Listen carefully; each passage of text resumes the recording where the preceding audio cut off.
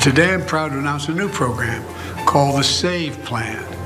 It's the most affordable student loan plan ever. And here's how it works. To pay back that loan, you had to pay 10% of your discretionary income. That's all the income available to you after you pay for food, housing, and all your basic needs. Under my new plan, we're reducing that payment to just 5% of your disposable income. That's going to save the typical borrower around $1,000 a year. That's right. So that was Biden's most recent announcement, his workaround to the Supreme Court striking down his debt cancellation program.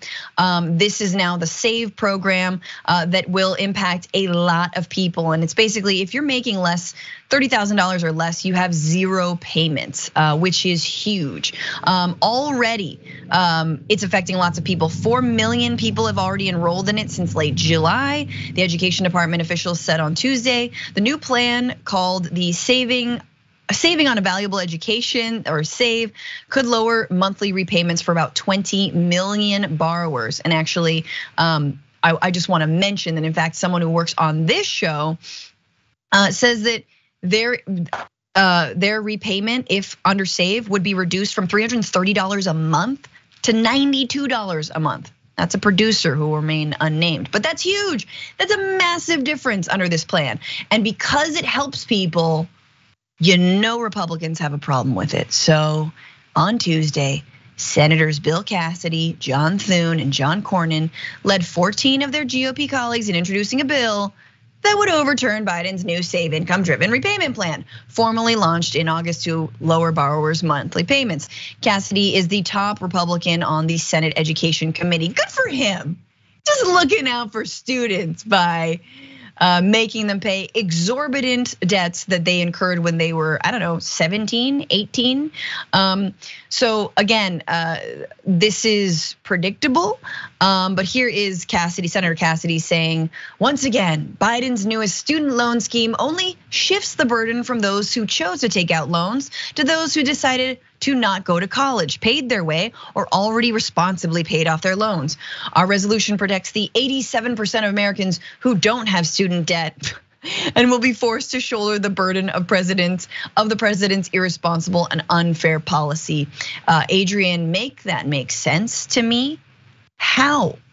This is the same as like Greg Gutfeld saying the earth isn't warming, there's less ice here, but there's more ice over there. That's not how ice or money or debt works at all. Oh, but of course, but this is very much the GOP way. Feed people a lot of lies, gaslight a little bit, but my God, do not actually make decisions that actually benefit the American people. The fact is that the GOP doesn't want to see any kind of debt be relieved for those who are in a lower class. Also, as we know, race was an issue too. But the thing is that this is so incredibly important for so many people, as you mentioned, the producer who is going to hopefully benefit under this by being able to have affordable payments, given that living wages are not going up, affordable housing isn't in existence. And so creating a society where people can continue to buy groceries and actually live and thrive to some extent, or at least survive, is incredibly important for the future of our democracy. Yet the GOP is out here acting like we should all be living the Hunger Games simply because they want to keep a certain divide of class, when it's just not something that will help us in terms of surviving as a country. It's ignorant. Totally, and they shame people who go to college anyway, right? They shame them, oh, you're stupid, why'd you go to college? Because again, the GOP and generally neo-fascism wants supple worker bees who do not know their rights, who do not have higher education, who can only get $7.25 an hour, again, which is way, way below, but so that people can be more malleable, right? And again, that's not to say that trade schools, or that if you don't apply, you don't go to college, that is not valuable in and of itself. No one's saying that, but it should not be so economically restrictive to get a higher education in this country. Even if you just wanna, learn some history and hang out on campus and read, you know what I mean?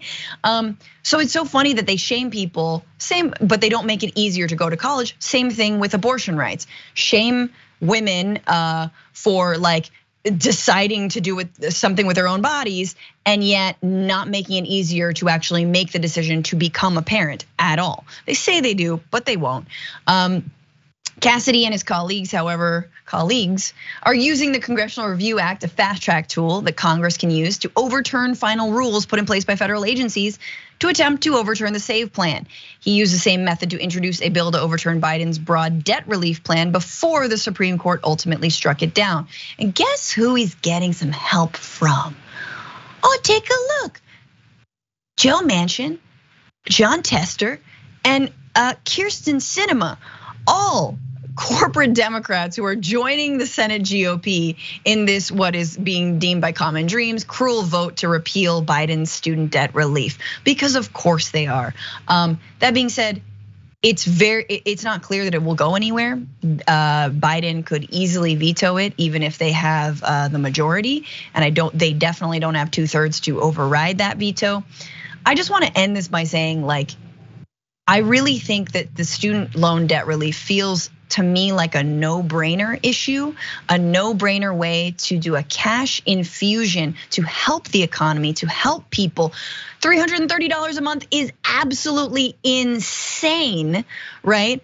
And yet, I don't know, Adrian, I feel like even folks just like cursorily online, maybe this is an anecdotal, there's a lot of people out there who are like, no, I paid mine, blah, blah, blah, blah. And like friends I know who paid theirs are like, I'm fine with this. But I feel like there is a fundamentally selfish mentality. There is no community, our family, our friends, how this would help everyone. Like we've lost that thread completely. Oh, absolutely. And to some extent, I wonder if we ever had it. To the extent that we were brought together as one in the US and working for a common goal is generally when we're at war fighting someone else, because otherwise we bring that us them mentality home with us. It's this capitalistic, I have to thrive, competing with the Joneses kind of mindset. And the thing is that's what's holding us back, because as we know, what is it? Rising tides lift all boats. The fact is that if we were to have debt forgiveness, that would help boost the economy. That would give people greater spending power. There would be trickle down awesomomics going on, but there are too many people out there not wanting other people to have an easier, better life simply because we want to feel like we are in some way better positioned than them. Yeah. Absolutely, and like I just have to say, $330, which I know is pretty average a month, is insane. And add to that, what if you buy your healthcare on the marketplace? That is about the cost of us, like for one person, what they're paying for healthcare. That's insane. To say nothing of food and rent and everything else, car expenses, transportation, whatever it is, absolutely unsustainable. So good luck, senators. Keep going. I'd like to see this veto come down.